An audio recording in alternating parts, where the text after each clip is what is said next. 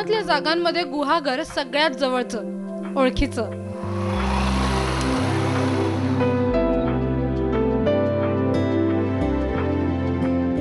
पण इथूनच एक छोटंसं गाव आहे, अंजनवेल. अंजनवेल कसं कोकणातल्या हिरव्यागार डोंगरात बांधलेल्या घरट्यासारखं. अंजनवेल या नावामुळेच असं एक वर्णावर्णाचं गाव आपल्या डोळ्यासमोर उभं राहतं. आणि अंजनवेलकडे जाणारा रस्ताही अगदी तसाच आहे, डोंगरात कोरलेल्या वेलांट्यांचा. आणि मध्ये मध्ये हळूच डोकावणारा हा समुद्र. एनरॉन प्रकल्पामुळे दाभोळ नावाजलेलं असलं तरी हा प्रकल्प आहे अंजनवेलला जाणाऱ्या रस्त्यावर.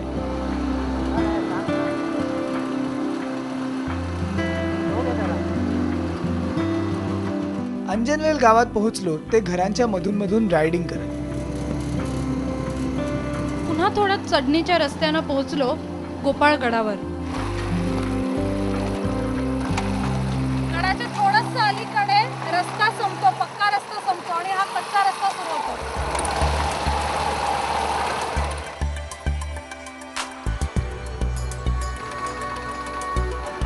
खड्डे भरपूर आहेत, त्यामुळे जरा सांभाळून घ्या. दगड आहेत, पंक्चर होण्याची जास्त भीती आहे. दगडांमध्ये बाईक जाम अडकते, बंद पडण्याचे 50% चान्सेस. त्यामुळे नीट. बाईक बंद पडण्याचे आणि मी मागच्या मागे पडण्याचे दोन्हीचे chances. Enjoy the ride.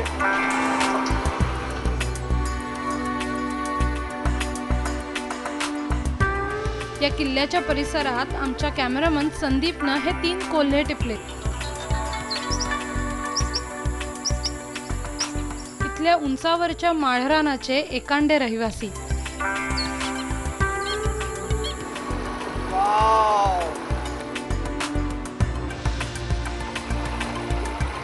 Fantastic. कितीही खड्डे असू देत, कितीही काही असू दे, इकडे आल्यावरचा हा नजारा एकदम बेस्ट आहे. मॅनेज्ड सनसेट तरी अंजनवेलला आम्ही मॅनेज केलेला आहे.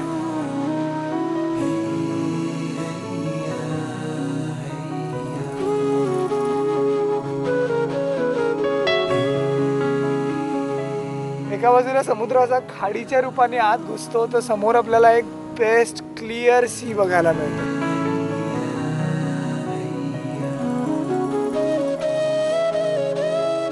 बाजूला गोपाळगड. गोपाळगड आहे, खूप छान आहे. तटबंदी अजूनही सगळी शाबूत आहे, पण आत गड एवढा काही राहिलेला नाही आहे, पूर्ण जीर्ण झालेला आहे. म्हणून गोपाळगडाच्या आत जायच्या ऐवजी बाजूला या पॉइंटवर उभं राहून सनसेट एन्जॉय करा किंवा बसूनही करू शकता.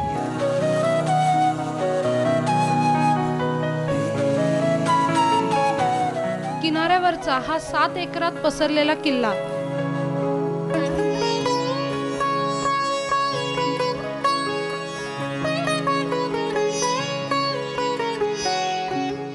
किल्ल्यात फार न रमता आम्ही तडक गेलो ते किल्ल्याच्या तटबंदीवर. एकदम दिलचाहता आहे फील. अंजनवेलला आलात, गडावर आलात तर या पॉइंटला नक्की बसा. बेस्ट नजारा दिसतो. तिकडे एक लाईट हाऊस दिसतं, समोर मोठा समुद्र आहे, तिकडे खाडी आहे, मागे दाभोळचा काहीतरी प्रकल्प आहे. पण थोडी रिस्क घेऊन. वाऱ्यांना लाटांवर उंचवटे तयार होत होते. ते बघून आम्हाला मुरुडच्या समुद्रात मनसोक्त डुंबणाऱ्या डॉल्फिन्सची आठवण आली.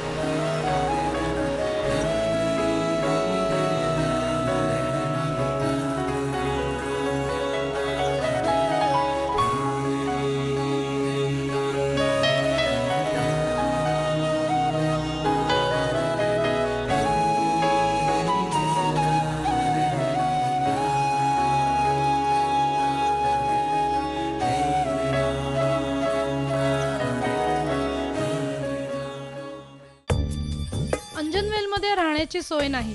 अंजनवेलमध्ये ATM आणि पेट्रोल पंपही नाही. चिपळूण आणि गुहागर उत्तम पर्याय आहेत.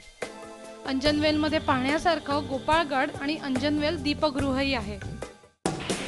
आम्ही परशुराम मंदिर, चिपळूण, डेरवण, गुहागर ते अंजनवेल असं करत 120 किलोमीटर पार केलं.